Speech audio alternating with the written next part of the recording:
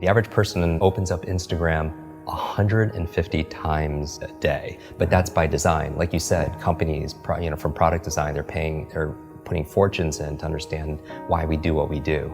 And variable reward, dopamine pops, all that stuff. Exactly. And so if you're picking up the phone the first thing in the morning, the challenge is a number of reasons. This is a challenge. First of all, there are these 4 primary brainwave states. Beta is what you and I are in right now, we're awake. Delta is when you're fast asleep. In between those 2 states, theta and alpha, are extremely important brainwave states for learning. So theta is the state right in and out of sleep.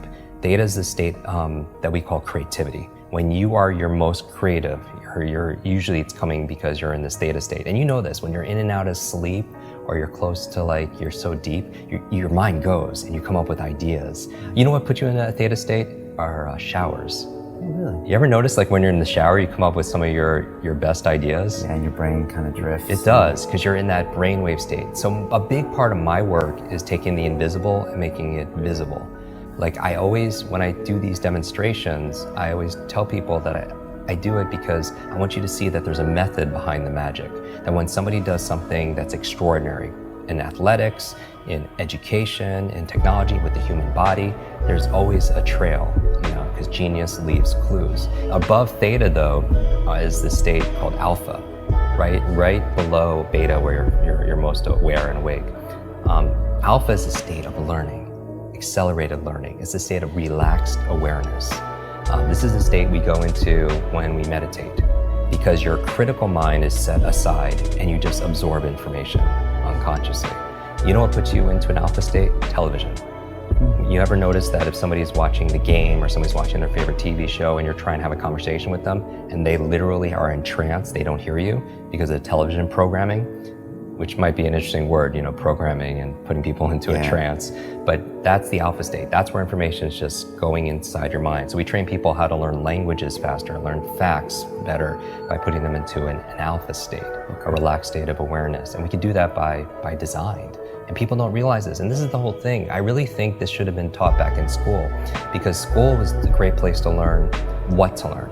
Math, history, science, Spanish, important subjects on what to learn. But how many classes were on how to learn? Does that even exist these days? No, that's what I'm saying. How many classes were on how to think critically, how to make good decisions, how to solve problems, how to focus and concentrate, how to read faster, how to remember more, right? They teach you 3 R's in school: reading, writing, arithmetic. But what about remembering? What about recall? What about retention? Right? Socrates says there is no learning without remembering. And that's really the basis of it all. But I would say that knowing you're in this alpha theta state first thing in the morning, you're very suggestible, right? And if the first thing you're picking up is your phone, then that really is rewiring our brain for 2 things: the dangers. That's going to really decrease your level of productivity and performance. Number 1, it's training you to be distracted. And we talked about that. Every like, share, comment, everything is just making you just pay attention to everything else, and rewiring your brain. So when you're having a conversation with somebody, you can't even focus because you've trained your brain to do otherwise. And that's why mindfulness is so important, whether it's meditation or something else, because it's not that I don't meditate every single day just to be at peace and be in the Zen state. I do it because it's a mental exercise. It improves my cognitive capabilities, meaning that when my mind goes somewhere else, that's the opportunity. Because when I pull it back with my breath or visualization, I built that muscle. Because here's really the basis of my work is really about taking nouns and turning them into verbs. So what do I mean by that? It's like so many people, they wake up and say, oh, I hope I have energy today, or I have motivation today, things that they have, right? I have creativity so I can write today or make videos, or I have memory, or I have focus or concentration. Those aren't things you have, those are things you do.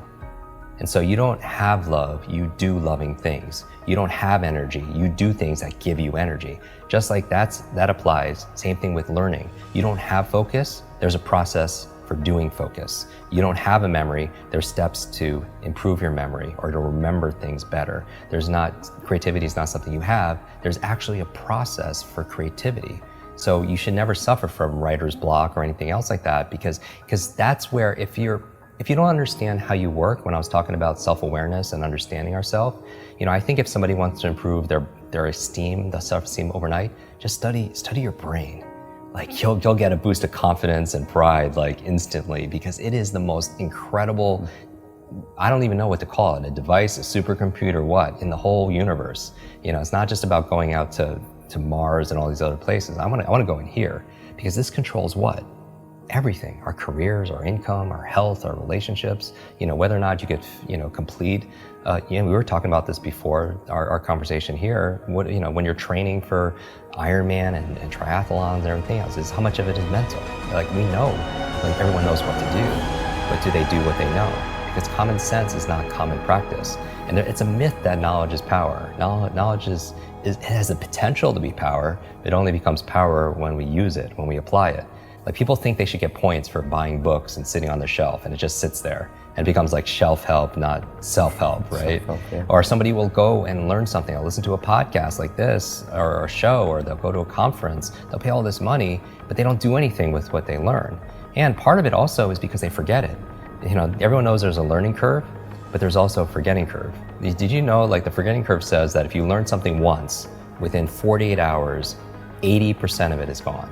80%. So you listen to a show, you watch something on YouTube, you go to a conference, you read a book, within 2 days, the majority of it is gone, because nobody trains us how to have. That's why memory is so important. And so the first thing, don't touch your phone, because it's training you to be distracted. The second thing is it's training you, rewiring your brain to be reactive. Reactive, meaning that you're in this relaxed state of awareness when you first wake up. You pick up your phone, you get one text with bad news, or one voicemail, or one email, and this has all happened to us. You're in a bad mood for the rest of your day because you're so impressionable. You're in that hypnotic state, and it